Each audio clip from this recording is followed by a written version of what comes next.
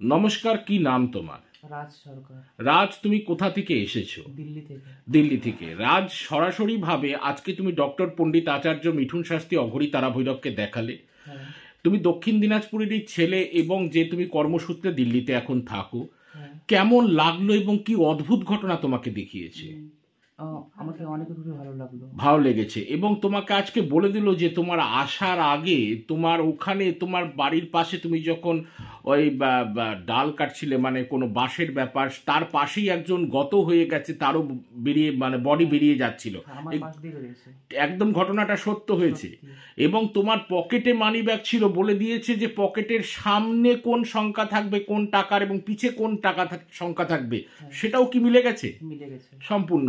এবং তোমাকে তোমার পরিচিত খুব ভালো বান্ধবী বলা যেতে পারে এক ধরনের, তার নাম বলে দিয়েছে এবং সেখানে তার বন্ধুর যে তোমার যে আরো সিরিয়াল নাম্বারে বন্ধু রয়েছে তার নাম্বার সহ বলেছে, সেই নামও কি মিলে গেছে? মিলে গেছে। ঠিক ঠিক ঠিক।